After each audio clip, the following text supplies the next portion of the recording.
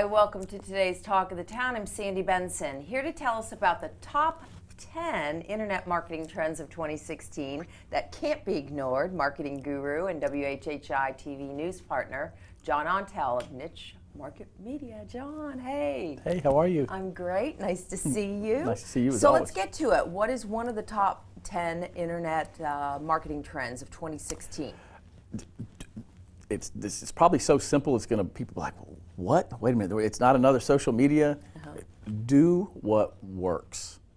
Yeah, I mean that's a true statement. Well, and I'll expand on that because what's happening sometimes if there's a new social media, or if there's something going on, your attention gets diverted.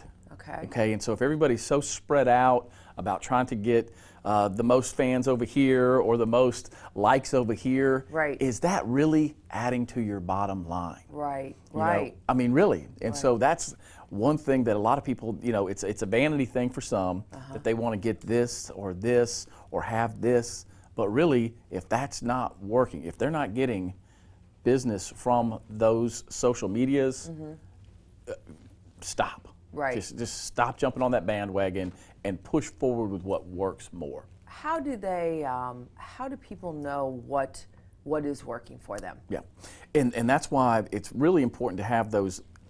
One way they're called lead pages or they're pages. So if they're posting something on social media and there's a call to action to go back to a website that they can fill out a form and you get an email address, that's a great way to show if something's working. Right, absolutely.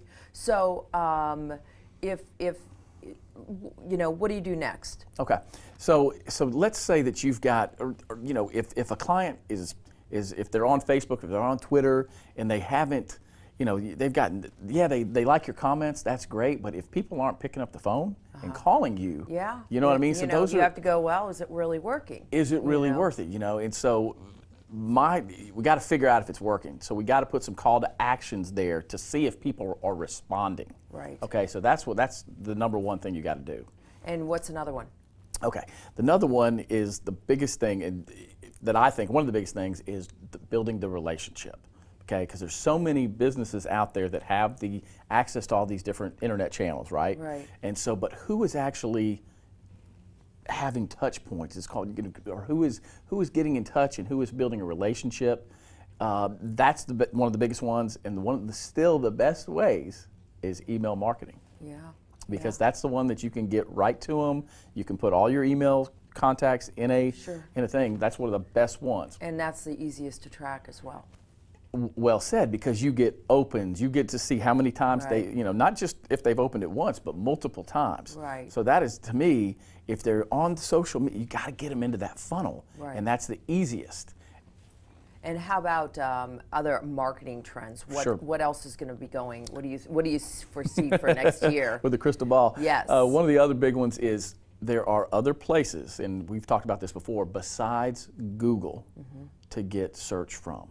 Okay, so a lot of people are so concerned with being number one on Google. I get this all the time. I've got a real estate client, and he wants to be number one, but if they're not looking for that term, you know, where else are they? And then that's where you need to find out where exactly the people that are interested in what you have are. And I think we talked about that a couple of episodes ago when we were saying the blog has to really be sort of lengthy, contain a lot of keywords, and therefore it again brings them back to your site. Yeah, and if you're going to do a blog, and that's another one too, the content marketing, it's another one of the things.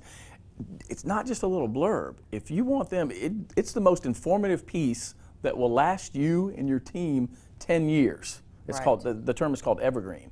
So you're doing a blog post, and it's not just about an event next week, but it is about something in your sphere that's going to last forever.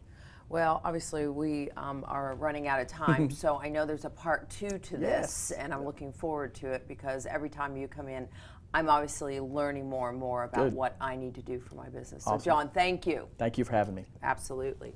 And we'll be right back with Talk of the Town.